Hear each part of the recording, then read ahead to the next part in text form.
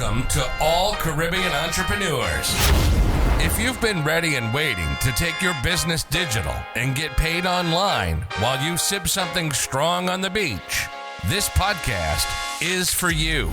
We'll hear from the Caribbean's finest entrepreneurs on topics like e-commerce, business development, brand building, social media, their wins and failures. This is the only place in the region helping you navigate the digital age from the Caribbean's perspective. This is Digipreneur FM. And now, let's give it up for the Digiboss himself, Mr. Keron Rose. Thank you to everybody tuning in to another episode of the Digipreneur FM podcast. And as usual, it is your boy, Mr. Rose. DJ, you know what to do. You've been around for a while, DJ. Can you fade us all the way out so we can talk to the people? How are you doing today? How is everybody doing today? It is Monday, July 8th, 2024, and this is episode number 169. Oh my, oh my. Time flies when you're having fun, eh? As usual, it is always a pleasure to be here and be a part of your journey. It's, you know what, man, one of the things that over the years, since I've kind of switched from, really only creating content around smartphone technology and whatnot, to kind of making the shift over into, digital entrepreneurship, digital strategy, marketing, e-commerce, all things really digital and business, is that you just meet some amazing people, you have some amazing conversations, and, I just love being tapped into, what's happening in the world. And I think it's such an amazing time to be alive because we've just never had so many opportunities to make a change for your life and create the life that you really want to live. And because it's never been, because the formula has never been this simple, it's work, it's hard work, but the formula has never been this simple. I really feel like when people feel stuck, I really believe that they're just missing some key pieces of information, and to have that paradigm shift. And if they were to come in contact at the right time with the right information, and they were able to get that paradigm shift, the fact that it's so easy to, I don't want to say easy, but the fact that, the formula to making this big life change is relatively simple, right? I think is such a plus. Because I feel like growing up, I'm 37 now, and I feel like, for so many years growing up, when you're thinking about, what you want to do and what's the type of lifestyle that you want to live, it always felt like it was always so out of reach. It was just not possible to live the life that you would want to live. And now it just feels like, you really can just do what you want, how you want. It really feels like that. And when you start learning how to craft that, you realize it's very possible. And in this space that I'm in right now with the content that we've been doing, the more research that I do and the more I'm making my own changes in my life, like even for me, like things that really felt far-fetched aren't really that far-fetched when you start really looking for the right information and you start, writing this thing down, and you're like, wait a minute, I can actually do this. What a time to be alive. Just looking over, where people are tapping in, listening to the podcast from different parts of the world. in July, I want to give some shout outs to the countries that are tapping in. So big shout outs to the home country, TNT, Trinidad and Tobago, always locked in, always tapped into the content. The United States, we have a lot of listeners out in the U.S. Jamaica, Wagwan, Jamaica. I need some jerk, man. I need some jerk. If you listen, I need some triple T's. I need some rice and peas and some curry goat or some oxtail from Triple T's. Lord, shout out to Triple T's. If you haven't gone and checked out Triple T's, next time you're in Kingston, Google Triple T's. Thank me later. Barbados is inside. Canada is inside. Canada is always locked in. Shout out to the six. Dominican Republic, Grenada. Man, what happened with Hurricane Beryl and Grenada? Hopefully my listeners in Grenada, I really, really hope you get things really back on track, because when the hurricanes pass through and decimate these smaller islands, it wipes out years and years of infrastructure, and it takes them a long time to get back, if they could ever even get back to what it was. So keep Grenada in your prayers. India's tapped in. British Virgin Islands, Austria, Botswana, United Kingdom, Netherlands, Turks and Caicos, Turkey, Bahamas. Shout outs to all of the various countries that are tapped in. Now, what are we diving into today? Now, I kind of prefaced where I want to take this conversation today a bit earlier, when I was saying, it's really amazing the time that we live in and the types of changes that you can make. It really is amazing. And today's topic is going to be on the new world of work. And I really want people to understand the new world of work, because we have a lot to gain and a lot to lose in the Caribbean. The Caribbean is in a place where we are a collection of small island developing states. We don't have big economies that are in the Caribbean. There is a finite amount of jobs. There's a finite amount of resources. There's only so much that can be done when half of the country, more than half of the countries in the Caribbean don't have 1 million people. A lot of our populations are the size of small cities, right? So we do our best to punch above our weight, but the reality is we have very small populations, and there's only so much that can be done in a small island developing state.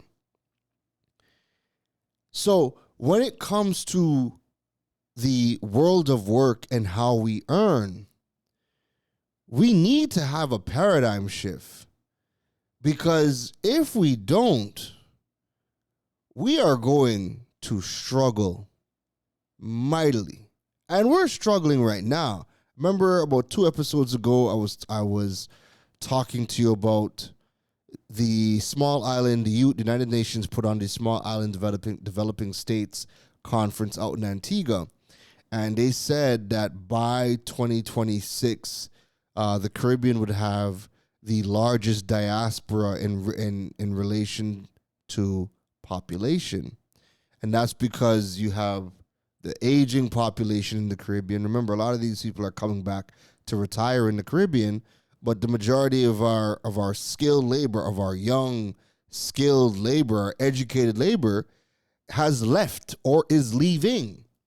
Because whilst you might have all the opportunities for education across the region, when you get said education, you come out of school, you come out of university, and you realize, wait a minute, there really isn't a place for me to now put all of this education and newfound skill set to use. You gotta leave.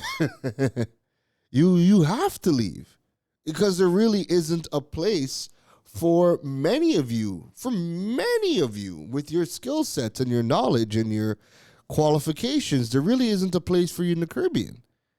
So you leave. right? And you may only come back, or you mainly come back to retire.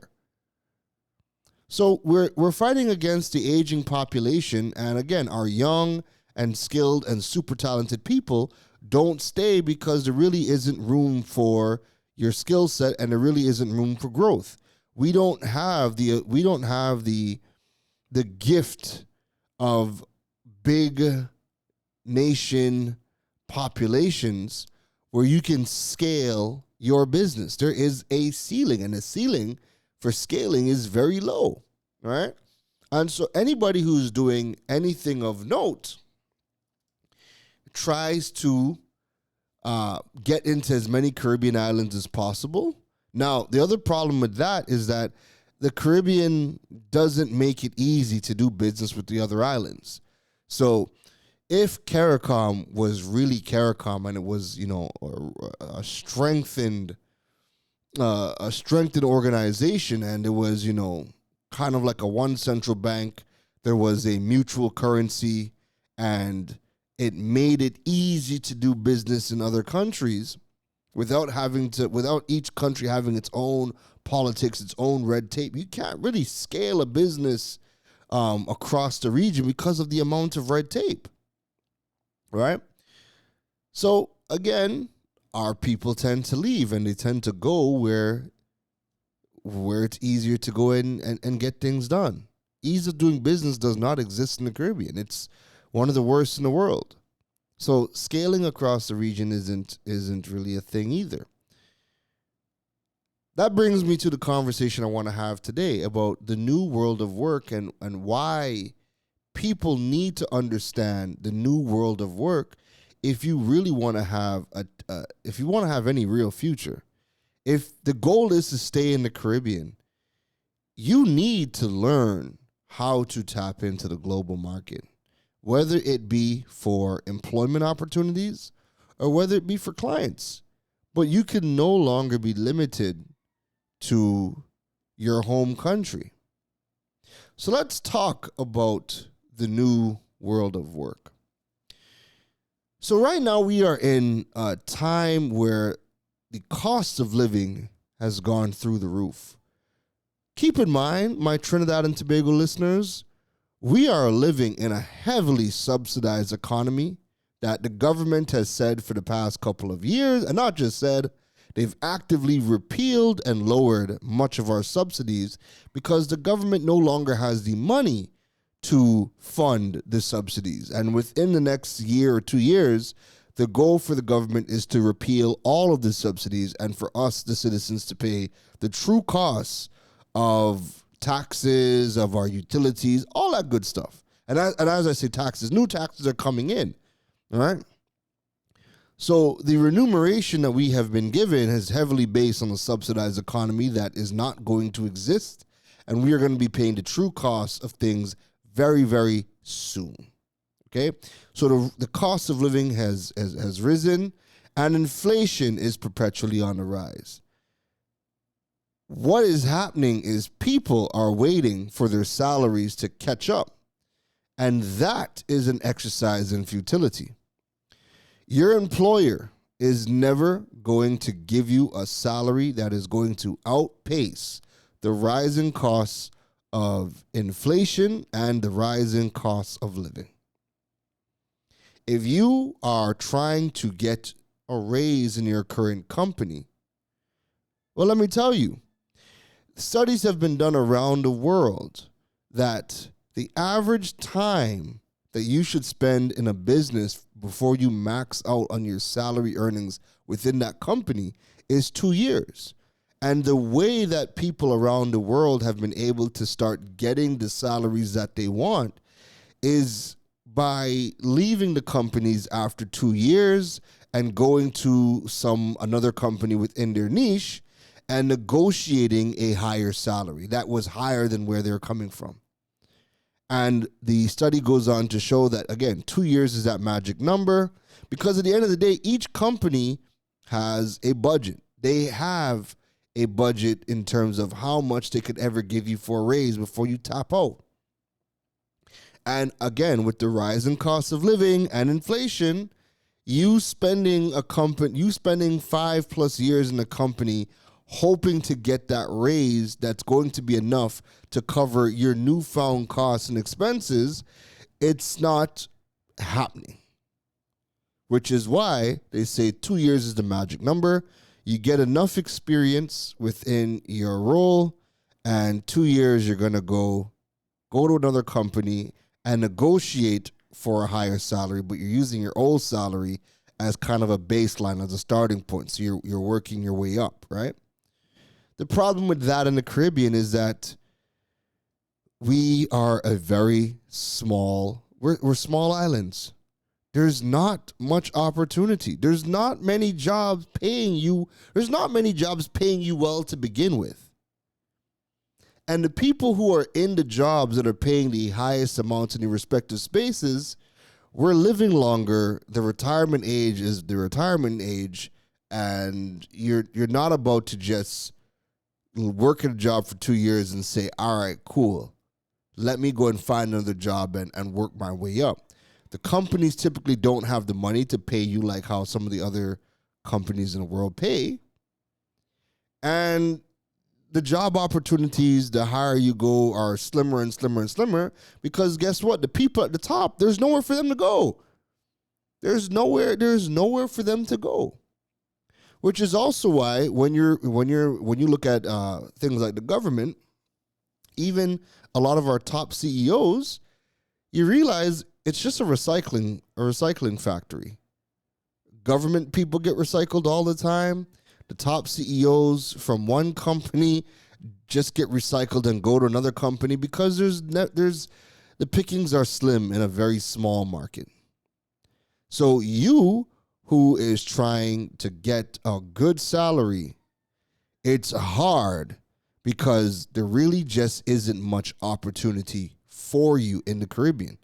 And remember, it's not like I could live in Trinidad and easily go and get a job in Jamaica or easily get a job in Bahamas. Each Caribbean island is its own country with its own red tape and its own bureaucracy, and they always try to take care of their people first before allowing outsiders to come and take up posts. All right? So how we approach work and getting money has to change. No ifs, ands, or buts. And we need to come to terms with a very stark reality that traditional job structures are just not equipped to outpace these economic pressures that we face today. And one of the biggest problems that we have in the Caribbean is that we never like to have the hard discussions. We want to complain and have pity parties and talk about why things are unfair when we don't want to have the hard discussion so that we can then move forward as best as we can until better can be done. So that's what we're doing today. The world of work has irrevocably changed. There's no going back to the old way, as the old norms are no longer viable. So when we talk about the strategies in this episode, this is a good, solid way for you to move forward, okay? And we're going to explore things like acquiring new skills, what types of skills to go and acquire, attracting global opportunities, and a lot more things. But the whole focus of today's episode is how we need to approach the world of work. So to set the stage, what has changed? As I said before, we have the rising costs of living versus your stagnant salaries. So with everything rising at this rapid rate, your salary is not going to be enough to keep pace. It's just not. Then we have the education and employment disparity. So remember, educational institutions are graduating thousands of people every single year across the entire region, and there just is not enough jobs to support the skilled labor, which is why they go and they migrate, or they start taking remote opportunities. So again, we might physically be living here, but we're not actively working within the country. We are working for international companies. And that's always good because at least they're still here and at least they can, generate their own foreign exchange. All right. And then we also have this illusion of educational security. So this is a big shift. This is a big thing that's changed that we have not come to terms with in the Caribbean. Traditionally, degrees and certifications have been seen as your ticket to economic stability and advancing your career.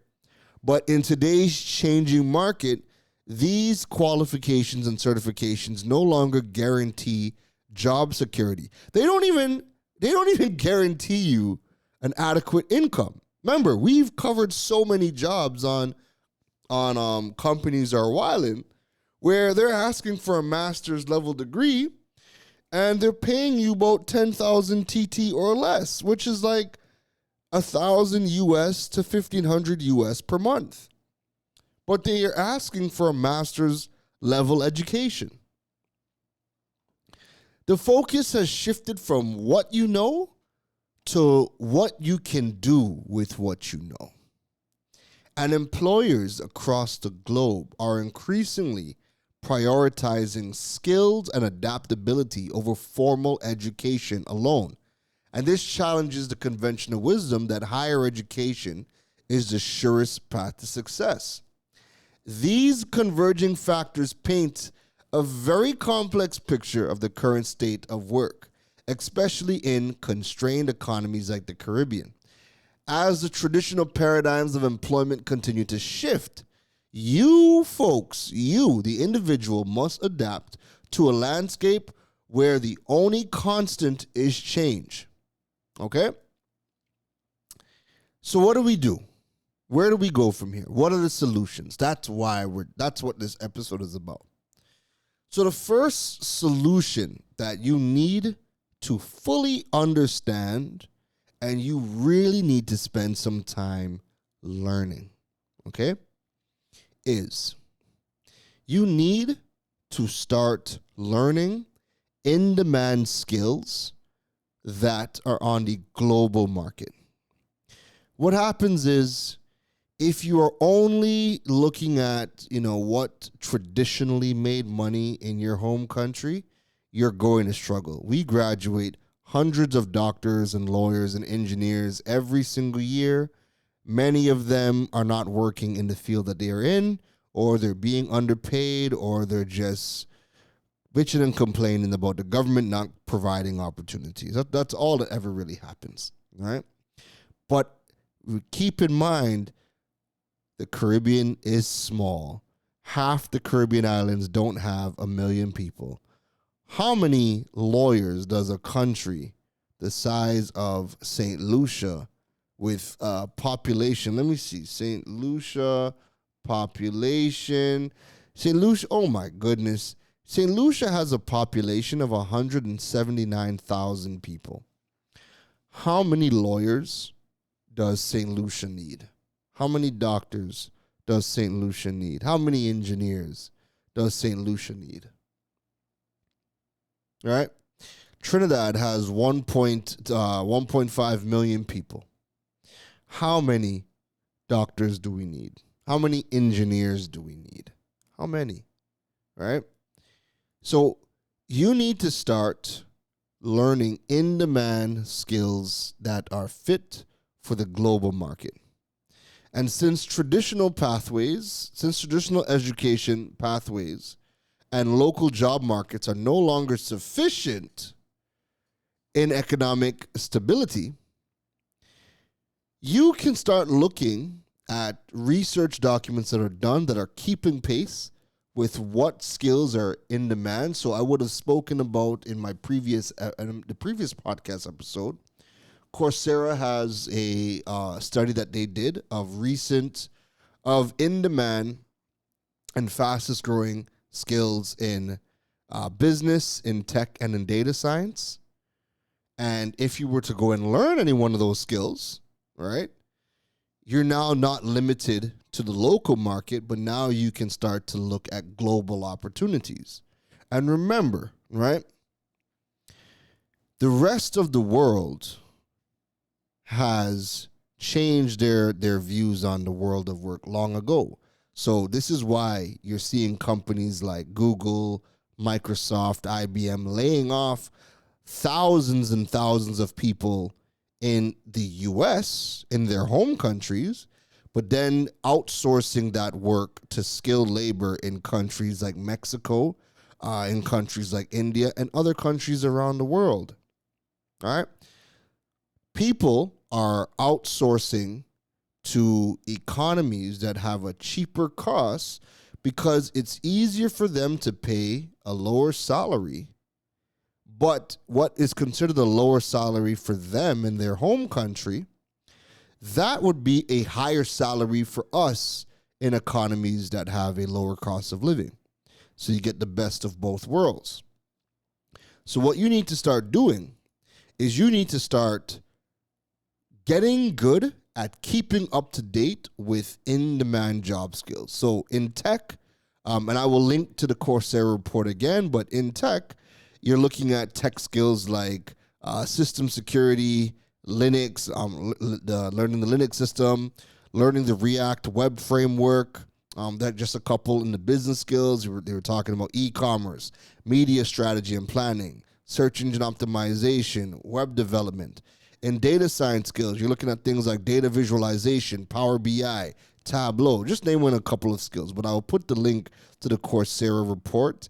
And again, you want to start learning what the in-demand skills are globally, because now you can be part of the global workforce. So when a company in wherever is deciding to outsource to labor in an economy that has a lower cost of living, you can start to participate in that. And it's beneficial for them, but it's also beneficial for you, right? That's one of the big ones. Learning the in-demand skills and not just looking at the local economy, but learning the in-demand skills that allow you to participate and be a part of the global workforce. That way you can live in the Caribbean and get paid in pounds, get paid in US dollars, get paid in something that's going to give you the lifestyle that you want to live, that's not going to be afforded to you from one of the local companies, okay? Remember, the local companies aren't earning as much money as the international companies, right? So they can pay you better than a lot of the local companies. And chances are you're going to be able to take all that education that you've learned and all the skill sets that you've acquired and ply your trade and find a better fit with an international organization than waiting around hoping that one of these days the local companies catch up. You can't wait, right? The next paradigm shift that has to happen is learning and understanding geoarbitrage. Now, what is geoarbitrage? So at its core, geoarbitrage involves aligning your income streams with high-value currencies such as USD, Euro, and pounds, while maintaining residence in a country where the cost of living is significantly lower. This method not only stretches the value of your earnings, but it also enhances the lifestyle and your savings potentials without needing higher local salaries. So that's why my first point is leading into this. So remember, the world is becoming increasingly interconnected, and the ability to earn a higher currency while living in a lower cost country presents an amazing opportunity to achieve financial well-being and quality of life. This is what you call geoarbitrage. It basically exploits the economic discrepancies between different geographic locations to maximize your personal income whilst minimizing your living expenses. So how do you go about doing that? Well, let's dive into that. The first up is looking at remote work opportunities. Remember, we are physically in the Caribbean, so there's a number of countries that have way better currencies than us, right? So we can live off of that discrepancy between the currencies. Now, mind you, a lot of the Caribbean countries are very expensive to live in. Places like the Bahamas, Barbados, British Virgin Islands. There's a bunch of countries in the Caribbean that are expensive to live in, right? So you really have to watch this, but I want you to understand what I am saying, right? When you're looking at remote work opportunities, so this is one of the first steps that you can do to start being a part of this geo-arbitrage wave. Remote work is a staple in the new economy and the new world of work. Professionals in lower cost regions can access employment opportunities with companies based in higher wage countries. Then you can also look at platforms like Upwork, remote.co is a big one, LinkedIn, and there's one more. Let me just grab it. You can also check out We Work Remotely. I will have links to all of this within the show notes. But those are a couple of websites that you can start looking at remote opportunities. So that, again, is going to be, you could look at Upwork. You could look at remote.co. There's a lot of full-time jobs that are 100% remote. And then you could also check out We Work Remotely as well. And then LinkedIn also has a lot of jobs, and you can filter by remote opportunities as well, okay? You want to find those jobs because, remember, chances are they are in a country that has a higher currency, and they don't want to work with people in their local companies, in their local countries, because they need to save some money, all right? And they can pay a lower salary, but they can pay it to people who are living in a lower economy and still get highly skilled, specialized labor, which is why I keep on telling you, you need to start learning those in-demand skills so that you can be that high-skilled labor, so that when these jobs are available, you could now go and easily get a job. The world is a very big place. You can get jobs from outside companies and start getting paid in that higher currency, okay? The next thing you can start to do is looking at freelancing and consulting.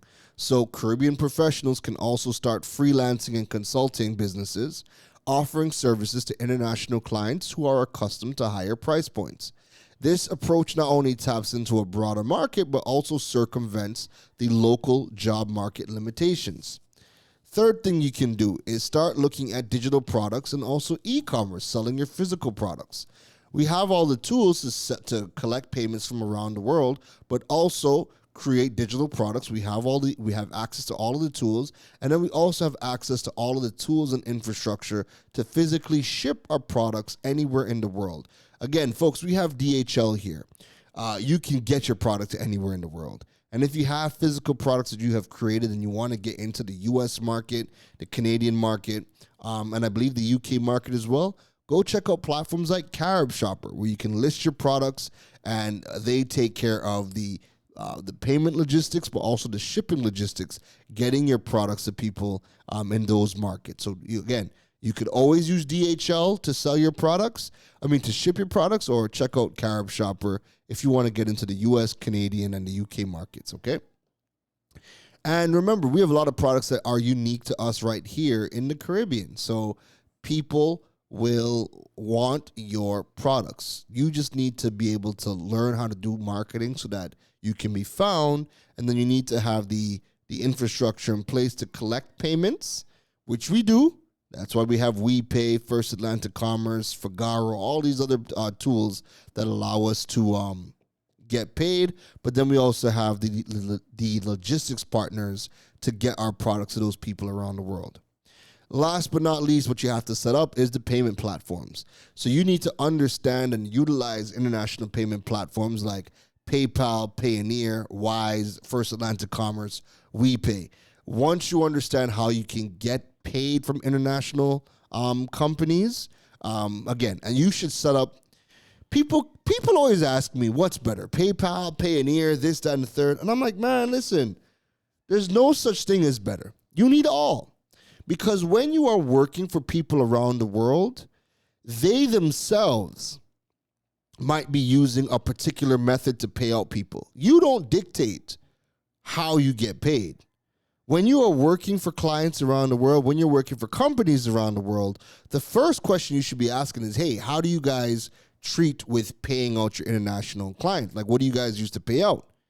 Some are going to say PayPal. Others are going to say Payoneer. Wise is a digital bank, so that's always good because they can use they could wire transfer money to you. They could use a Swift network money to pay you. But you should always be asking the question as to how do you pay out your people. And if you're somebody that's freelancing or consulting and people want to pay with credit card, get your First Atlantic Commerce set up or get your Wise set up.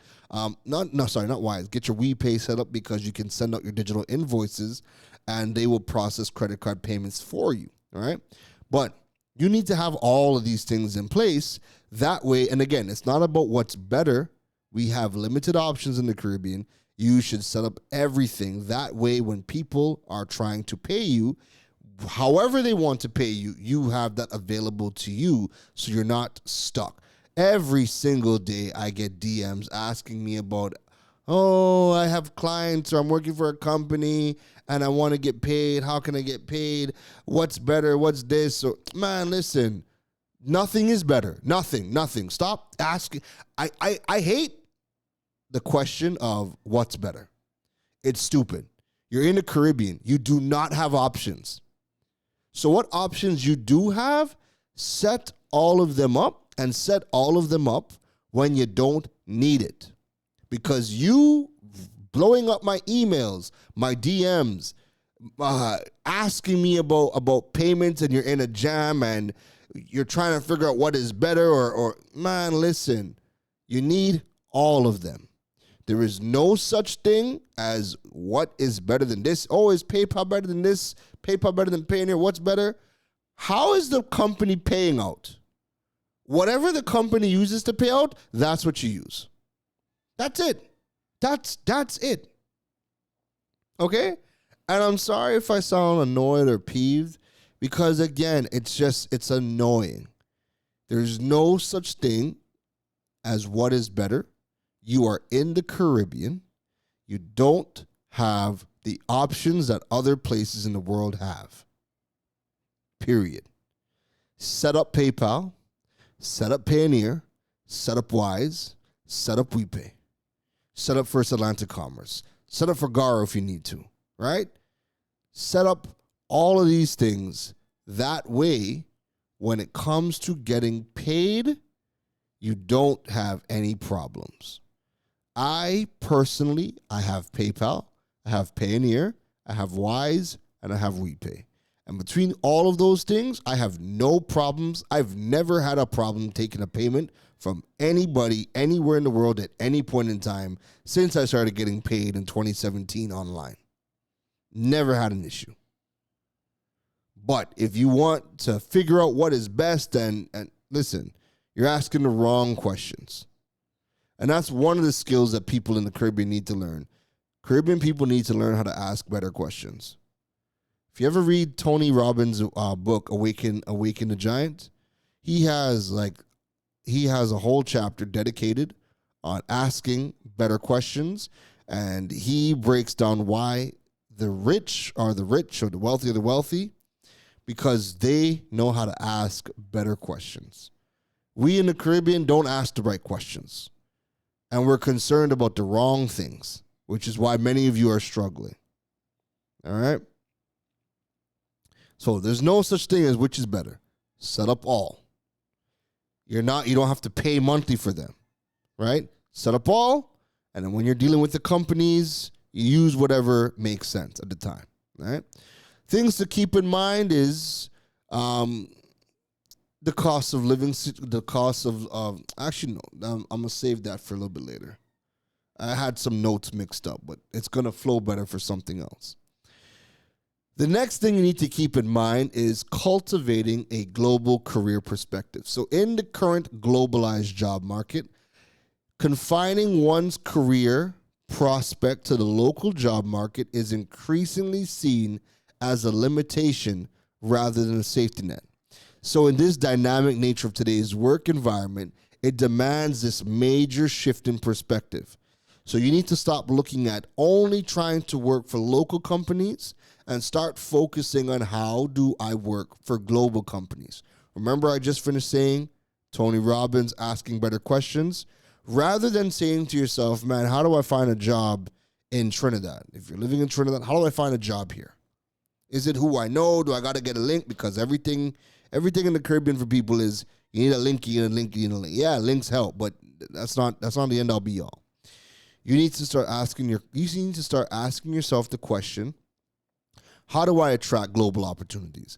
How do I work for international companies? How do I attract international clients? When you start to ask those questions, you force yourself to answer those questions, and that will set you on the journey to finding those answers. So how do we start getting job opportunities globally? It starts by broadening our job searches. Expanding the scope of job searches beyond the local boundaries can uncover opportunities in emerging markets, in multinational companies, and also remote positions that were previously unconsidered. So remember I told you about we work remotely and remote.co and getting on LinkedIn and finding companies there? Yeah, go check those platforms out. Also, you want to build out your LinkedIn profile. That way you can start to attract opportunities, but also start networking with companies around the world. Remember, almost every single organization is on LinkedIn. It's the only platform where you can go and search for a company and find all of the people that are in the spaces that you want to be in, or the jobs you want to acquire, or even the hiring managers for these companies. Go learn how to network on LinkedIn, because you can start to attract global opportunities there as well. You need to shift that local mindset of only looking for jobs locally and start figuring out and start learning, how can I start getting international jobs and international opportunities. I gave you a couple of websites. Go and create your platforms on LinkedIn. Learn how to optimize it. There's courses on allison.com that are free that teach you how to optimize your LinkedIn profile. All right. Or you can hire LinkedIn optimization experts. You can always go check out guys like Jared Best Mitchell, who specialize in helping you optimize your LinkedIn profile to help you attract job opportunities, but also how to attract clients. Okay. Next on the list, we got prioritizing continuous skill development and what we like to call skill stacking. So the traditional approach of acquiring degrees and formal certifications is no longer sufficient to guarantee career success. This concept of skill stacking, which is layering complementary skills that collectively enhance your employability and, more importantly, career flexibility, emerges as an amazing strategy that you really need to understand and hone in on. This approach prioritizes practical, in-demand skills over formal qualifications, aligning more closely with the needs of today's dynamic and technology-driven workplaces. So, understanding skill stacking, right? Complementary skills. You need to start stacking skills that when combining related skills together, it makes you uniquely valuable in the workplace. For example, a digital marketer might learn graphic design and data analytics not only to enhance their core capabilities, but also offer comprehensive insights and drive strategy more effectively.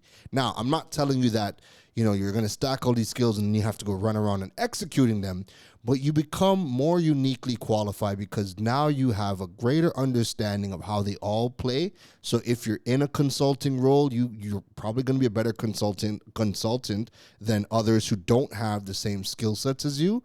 But then also, if you're a freelancer, right, you can take on a variety of different types of projects because you have more skill sets to work with. So if I decide, me personally, if I decide I want to build websites, I can build websites. If I want to do SEO, if I want to do data research, if I want to do data and analytics, if I want to do content marketing or content strategy, if I want to do podcasting or podcast training, there's a lot of things that I can do because I've stacked up so many skills over the years. So again, if I'm freelancing, I can go in a multitude of different ways. And I always enjoy when I as a consultant and a freelancer, I'm able to pick and choose the types of projects that I get involved in, and no two projects ask the same thing of me. So I'm always, I can be very flexible. And again, it's a place where you need to be when you start to stack complementary skills. So when you're coming to me with digital, there's digital marketing, there's e-commerce, there's a wide variety of things that I can do, but all of my skills complement each other and they all play within the same realm of digital strategy and digital marketing. Then you want to be adaptable to learning. So instead of pursuing lengthy degree programs that may quickly become outdated, and we know that, focus on shorter, targeted learning experiences that teach specific in-demand skills. So keep in mind, and I'm referring back to Coursera's report, look at the report.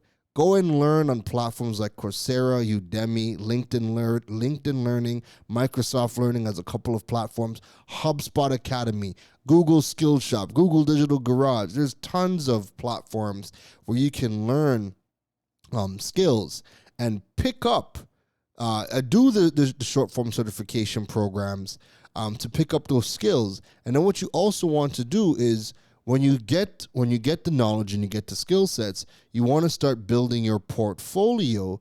That way, when you have the certifications and you have the portfolio, you can go to organizations and get employment, and that can trump the degree qualifications because you can prove and show that you have the knowledge and you can execute that, right? Or if you're getting clients, when clients are looking to see your body of work, you have an entire body of work to show them the results that you have created, right? You also want to start learning cross-disciplinary abilities. So embrace learning across different fields to enhance problem solving and innovation. For instance, combining skills in technology, business management, and creative thinking can open up opportunities in emerging fields like tech entrepreneurship or digital content creation. So don't just limit your skill sets to just one particular area. Find what you can, what are the other fields that you can kind of pull skills from that are going to complement each other. Like I said, technology, business management, creative thinking. There are skills that you can take from each. Again, they open you up and make you more appealing. Now, to constantly be effective at skill stacking, one, your market research game has to be on point. You need to constantly keep looking at what skills are in demand. That way you can stay on top of being relevant to the job market. Continuous education. You have to commit to lifelong learning. Again, if you want to continue to be relevant, you need to keep having the in-demand skills to be relevant, and that's going to now push you to continuous learning. Not this, I did a degree program back in 1980 and I haven't done anything since that. Or I did a degree 5 years ago and again, haven't done anything since that. That's not the way the world of work is happening today. They want you to be relevant and want you to have current, up-to-date knowledge. And there's so many short form courses and certifications that you can do to keep relevant, but it's going to force you to continuously be learning. And you need to figure out practical application. So always seek opportunities to apply these new skills in real world settings. That way you can build your portfolio. So that looks like freelancing projects, internships, or again, just reaching out to organizations or small businesses to ply your trade just so you can focus on building that portfolio. And last but not least, professional networking. Engage with professionals in your desired fields to learn about the latest tools, technologies, and skills necessary for advancement. Networking can also provide you direct opportunities to use these new skills in collaborative settings. So if you really want to have effective skill stacking at your disposal, you need to put those things into practice. Last but not least, and I kind of want to highlight this, right? I want to kind of just go back to geoarbitrage as my last point, right? And I want to highlight that, folks, if you are in the Caribbean, whilst we are in a region that has a lower cost of living than some of the other places, again, I said that some of these islands it's expensive. Some of these islands is 1-to-1 with the US dollar. Their currency is 1-to-1. Like Bahamas is 1-to-1 with the US, right? So there's a lot of islands that is expensive to live, or again, the currency is the same as the US currency, and that doesn't allow you to live off of that economic disparity, right? I want you people in the Caribbean to be mindful that you don't have to live in the Caribbean forever. You can participate in geo arbitrage as well. You can start looking at the higher currencies and then start looking around the world at the places that have a lower cost of living.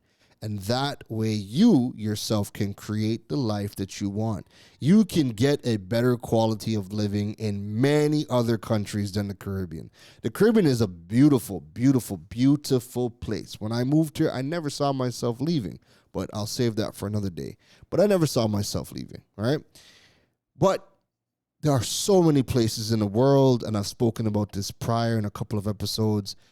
Visas are opening up all over the globe. Countries are realizing, we can get more people here by allowing the remote workers to come and live here.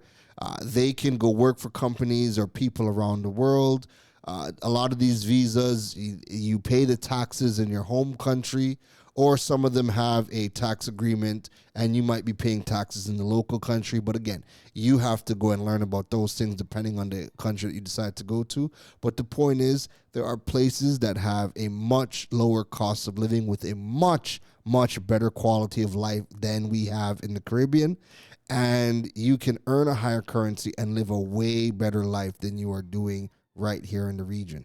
So don't be afraid of learning about geoarbitrage, learning how do I make a higher currency, and how do I go and live in a country that has a lower cost of living and the type of quality of life that I want to live.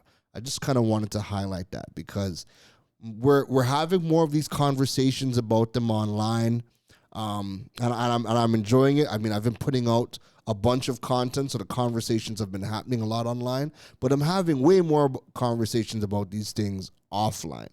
And I just really wanted to highlight that for you. And even if the move is temporary, I really believe, and I'll say it again, I believe everybody needs to spend at least a year outside of their home country. Go and live somewhere else for at least a minimum of a year. The perspectives that you gain, the personal development that happens, when you take all of that of what you've learned and bring that back into the region, that's going to help the region tremendously. The Caribbean is lacking that global mindset, that global perspective, that global skill sets. If we really want to solve all of the problems that we are having, we need more people to go and spend some time outside. Go and see what a progressive society looks like. Or just go live in the hills somewhere and work on your own personal development.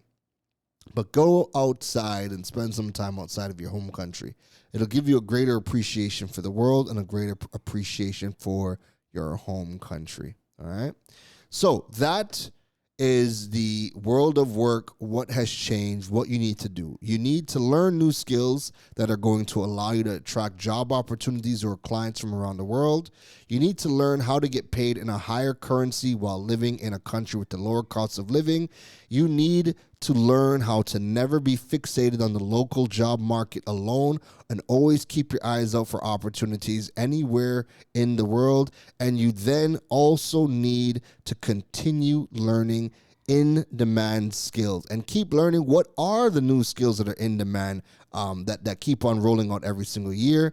And instead of stacking degrees and certifications, focus on stacking skills.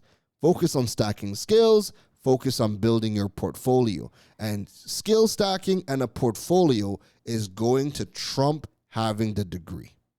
Okay? For I think for most of the jobs now in most industries and fields, having the skills and a portfolio will beat out having the degree. All right?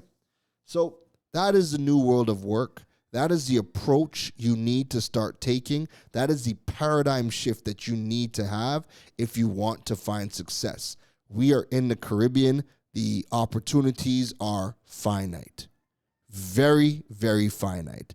The opportunity to earn more money might not be there. Our companies are not making the types of money that companies in bigger markets are making. They can't pay you what they don't have. As much as we would like it, right? They can't pay you what we don't have. So you need to start figuring out, how do I now tap into the global market for job opportunities? Because remember, you're coming out of school with degrees and your masters and your PhDs, and there's just not the jobs that align with what you have learned. But the global market is there for you, and you could work remotely for a lot of these companies. Or you could figure out, how do I go and attract clients from around the world? Or again, work a job and live somewhere else so that you can live off of that disparity between the currencies, and you don't need to make as much money but live a better quality of life. That is it from me today, folks. If you guys enjoyed this episode, please rate the podcast, especially if you're listening on Apple Podcasts or Spotify. Go ahead and rate the podcast for me. And if you really enjoyed today's podcast, go ahead and drop a comment or a review on the podcast. Those continue to help grow the podcast all across the world, all right? You can go and follow me on KeronRose.com to learn more about building your digital presence and monetizing your platforms. And, check out the Digipreneur.fm website to stay up to date on all things happening with the podcast. Go and follow me on any social media platform of your choice, KeronRose across all of the social media platforms. And again, I am just happy to really be here, be involved in these discussions with you, bringing a lot of these things to light. I win, you win, we all win together. And I don't gatekeep any of the information. What I'm learning, what I'm going through, I test out myself. I get my results. I put it out there. And hopefully, these are nuggets that help you on your journey moving forward, all right? We have so much more content, so much more things to talk about. I can't wait until the next episode, all right? That's it from me. Happy Monday. I'll see you guys and gals in the next one. Take care. You've been listening to the Digiboss, Keron Rose. We hope your notepad was filled after this episode. Make sure to like, rate, and review the show. The learning doesn't stop, folks. And to make sure you don't miss any gems from the Digiboss, go over and follow him on all social media platforms at Keron Rose. Folks, don't just sit there with a notepad. We need you to implement at least one thing into your business before the next episode. That's the only way your business levels up. Thanks for listening to Digipreneur FM. Now go be great.